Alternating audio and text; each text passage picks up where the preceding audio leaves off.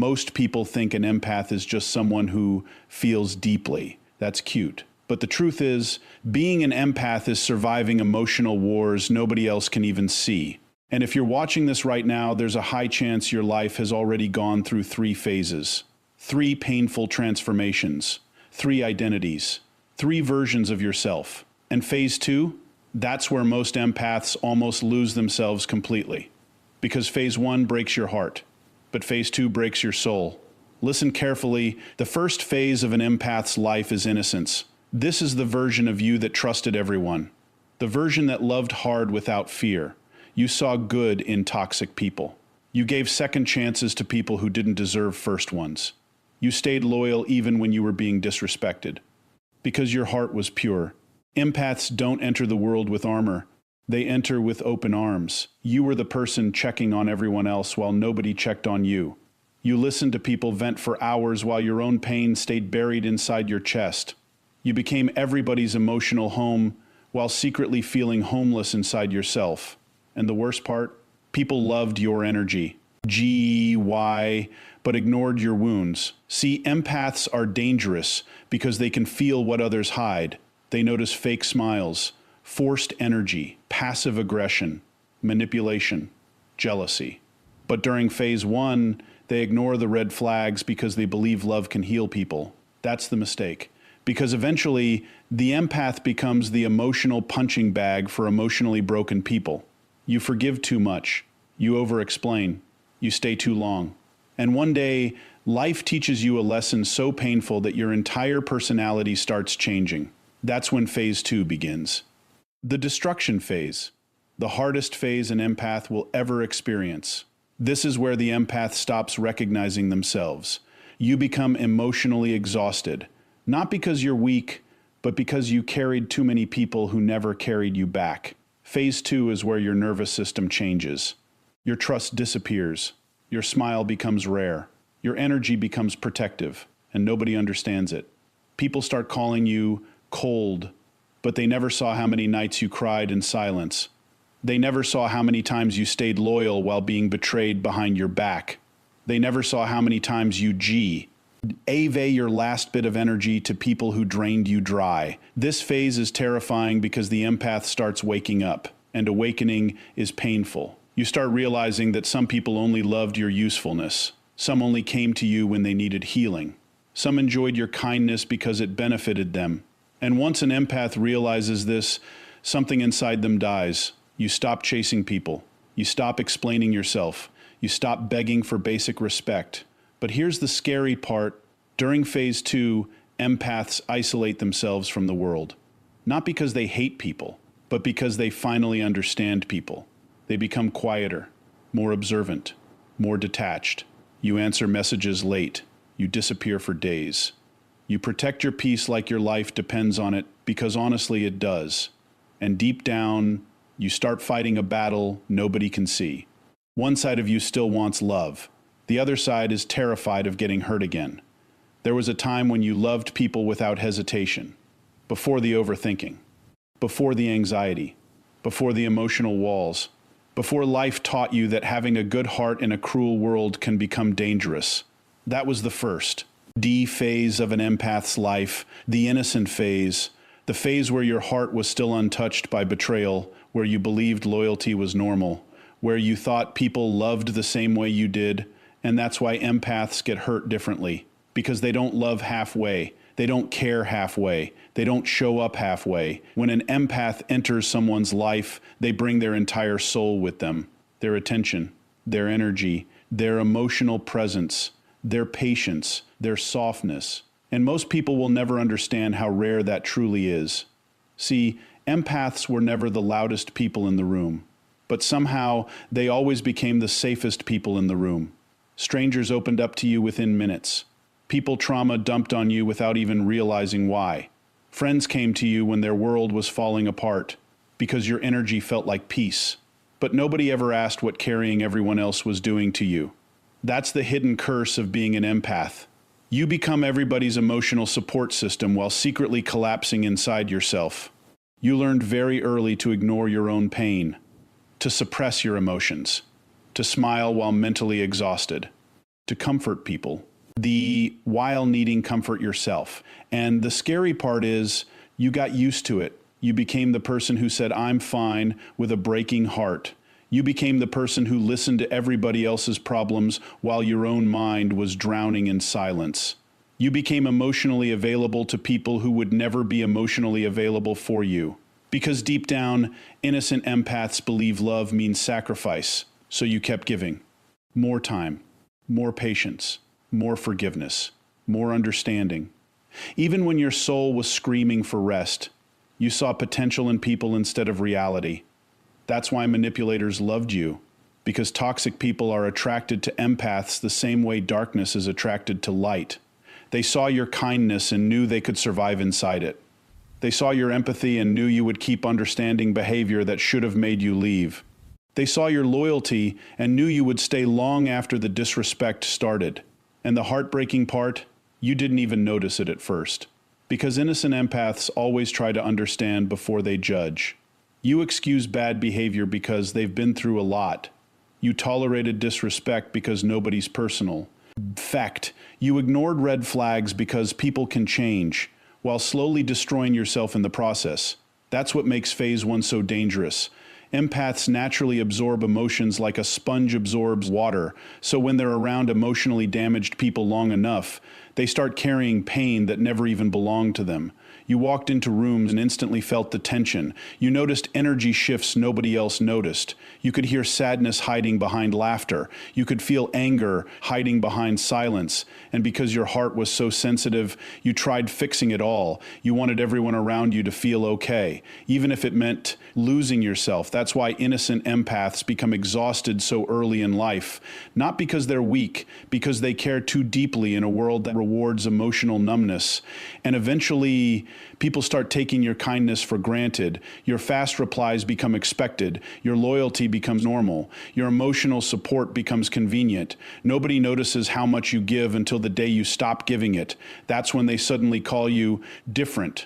But what hurts an empath the most is not hatred. It's feeling emotionally invisible. We being there for everyone while nobody is truly there for you. Being deeply understood by nobody while deeply understanding everybody else. Feeling like your heart is constantly translating emotions nobody bothers translating for you. And because empaths hate conflict, they stay silent about it. You swallowed emotions that should have been expressed. You internalized pain that should have been released. You blamed yourself for situations that were never your fault. That's another empath trait nobody talks about. You overanalyze everything. A simple tone change can ruin your entire night. A dry text can make you wonder if you did something wrong. Someone acting distant can create emotional chaos inside your mind. Because empaths don't just hear words. They feel energy. And when someone's energy changes toward them, they feel it immediately. That sensitivity becomes overwhelming. You start carrying conversations in your head for hours. Replaying moments, analyzing expressions, questioning yourself. Meanwhile, the other person probably moved on instantly. That imbalance destroys empaths emotionally, because they invest emotionally at levels most people never will. And the painful TR. The youth is, innocent empaths believe everybody has a heart like theirs, until life proves otherwise, until betrayal happens, until abandonment happens, until they discover some people only show love when it benefits them. That realization changes something deep inside an empath, because betrayal doesn't just hurt an empath emotionally, it confuses them spiritually. They can't understand how someone they genuinely loved could intentionally hurt them. They can't understand how people lie so easily, fake loyalty so easily, disappear so easily. Because if an empath loves you, they love you with honesty. They would never intentionally destroy someone emotionally. That's why when it happens to them, it shakes their entire reality. And most empaths don't talk about this pain publicly. They suffer quietly. They disappear quietly, cry quietly, break quietly. The world sees their silence, but never the emotional storm causing it. And during this phase, empaths often become addicted to fixing broken people. Not because they enjoy pain, but because they secretly hope saving others will finally make them feel valuable enough to be loved properly. Read that carefully. A lot of empaths grew up feeling, emotionally unseen, so they developed a habit of earning love through emotional labor, by helping, by understanding. by sacrificing, by staying, even when it hurt them, especially when it hurt them. Because phase 1 empaths confuse suffering with loyalty. They think enduring pain proves love is real. So they tolerate things emotionally healthy people would walk away from immediately. Disrespect, inconsistency, emotional neglect, manipulation. And every time they forgive someone who keeps hurting them, a small piece of them disappears. That's why the innocent phase eventually becomes unbearable.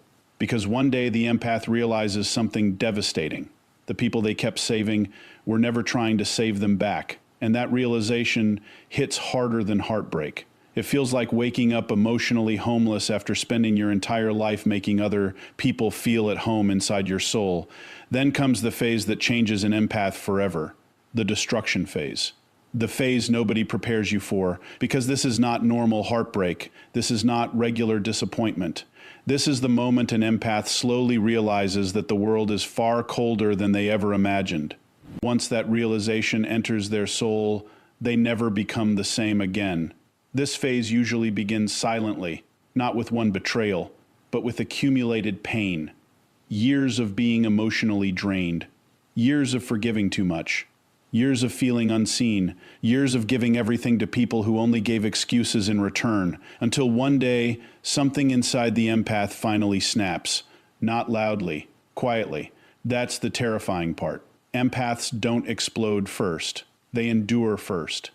They tolerate emotional neglect longer than they should. They stay loyal longer than they should. They keep understanding people long after those people stopped understanding them. But when an empath reaches emotional exhaustion, the shift is chilling. Because the softest people become the coldest once they realize they were being used. And nobody notices the damage immediately. People only notice the empath becoming distant. Quieter, harder to reach, emotionally unavailable, but they never ask what caused it. They never ask how many nights the empath spent crying in silence before becoming this version of themselves. That's what makes phase 2 so lonely. You are grieving a version of yourself nobody even appreciated while you had it. The old you used to answer instantly. Now you stare at messages for hours. The old you used to explain your feelings. Now you stay silent. The old you used to beg people to stay. Now you let them leave without chasing them once. Not because you stopped caring, because caring destroyed you. That's the sentence most people will never understand. Empaths don't become detached because they enjoy isolation. They become detached because their nervous system got tired of surviving emotional disappointment. This phase changes your body too. Your sleep changes. Your energy changes. Your patience disappears. You become mentally exhausted even after simple interactions, because empaths absorb emotional energy deeply. And after years of carrying toxic energy, their soul reaches survival mode. Suddenly crowds feel draining. Conversations feel fake. Small talk becomes unbearable. You start craving silence because silence hurts less than people do. That's when isolation begins. Not dramatic isolation, silent isolation. You disappear slowly. You stop posting. Stop calling first. Stop opening up. Stop telling people what's happening inside your mind. Because experience taught you something painful. Most people only care when your pain entertains them. So you suffer privately. You learn how to cry without making noise. How to smile while emotionally numb. How to sit in rooms full of people while feeling completely alone. And the worst battle happens inside your own mind. Because phase 2 creates emotional confusion. One side of you still wants love, still wants connection, still wants someone genuine. But the other side no longer trusts anybody enough to believe it exists. That internal war destroys empaths psychologically. You begin questioning everything. Was I too kind, too available, too forgiving, too understanding? And slowly, guilt turns into anger. Not loud anger, silent anger. The kind that changes your personality permanently. You stop tolerating disrespect. Stop giving endless chances. Stop allowing people unlimited access to your energy. And suddenly people accuse you of changing. But what they call changing is actually self-protection. Because phase 2 teaches empaths a brutal truth. Some people were only loyal to your usefulness. That realization cuts deep. You start noticing pattern. And you ignored before. People only texting when they need emotional support. People disappearing when you need help. People draining your energy while giving nothing back. And once an empath sees these patterns, they cannot unsee them. That's when emotional withdrawal begins. You become more observant than expressive. You start studying people instead of trusting them immediately. You notice manipulation faster, fake kindness faster, hidden jealousy faster. Pain sharpens intuition. That's why wounded empaths can read energy so accurately, because betrayal trained them. Every heartbreak became emotional intelligence. Every disappointment became awareness. Every lie became another lesson carved into their nervous system. But this awareness comes at a price. You stop feeling emotionally safe anywhere. And honestly, that's one of the darkest parts of phase 2. You start feeling like nobody truly knows you. People know your personality, your humor, your kindness. But nobody knows the emotional chaos inside your mind. Nobody sees how exhausted you are from constantly overthinking everything.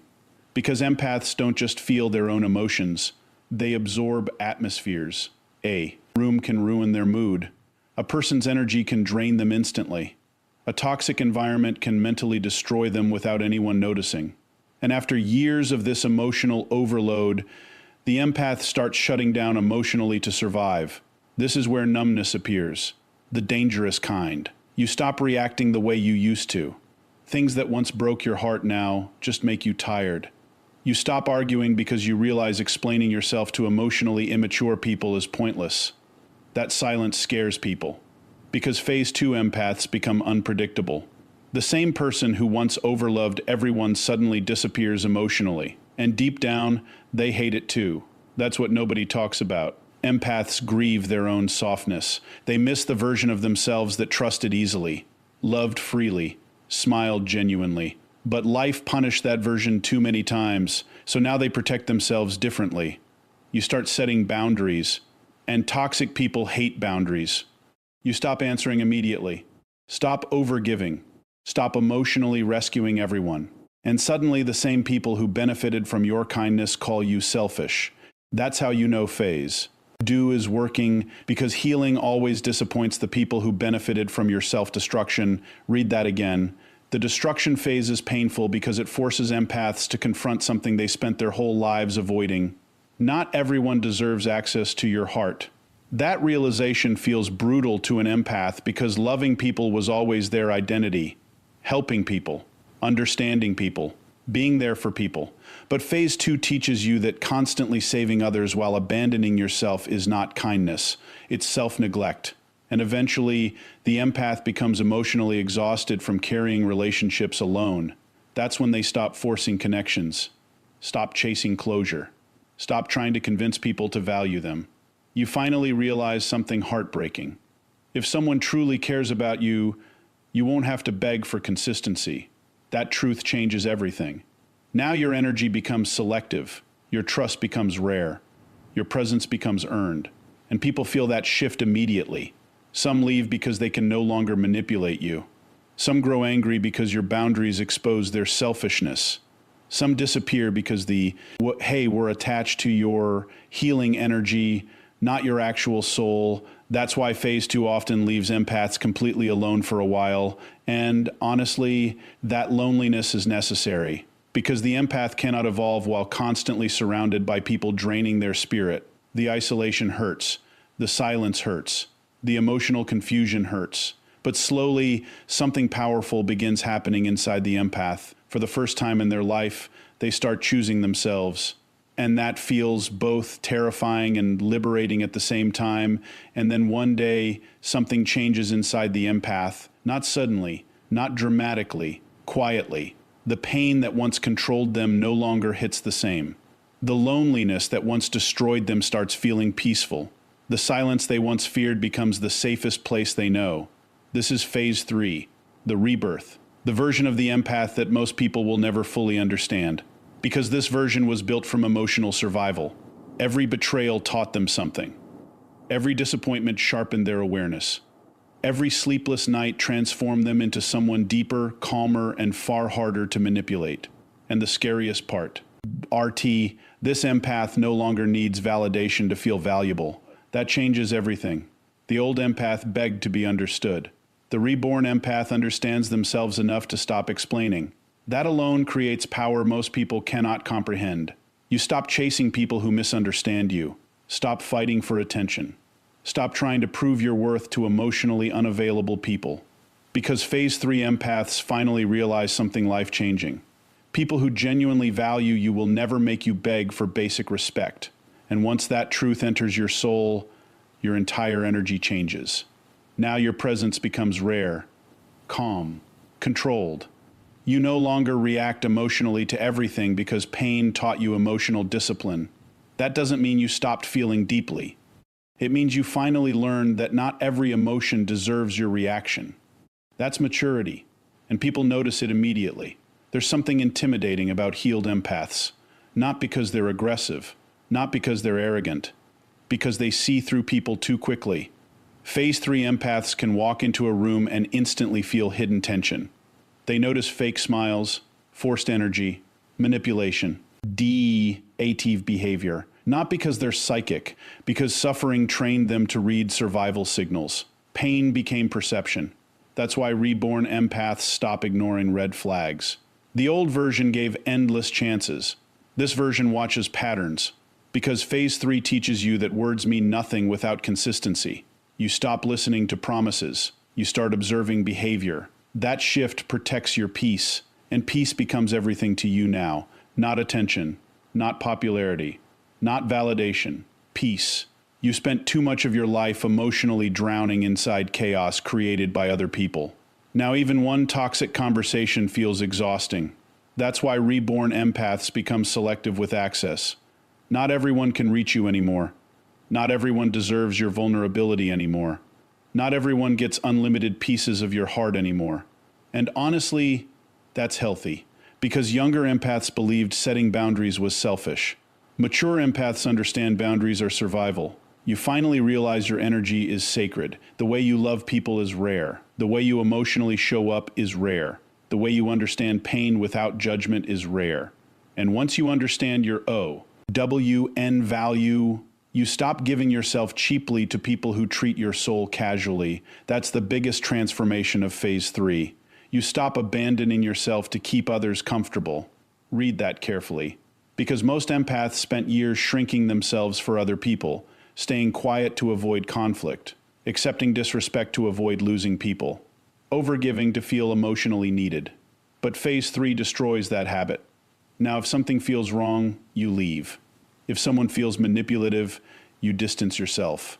If your peace gets disrupted constantly, you stop giving access.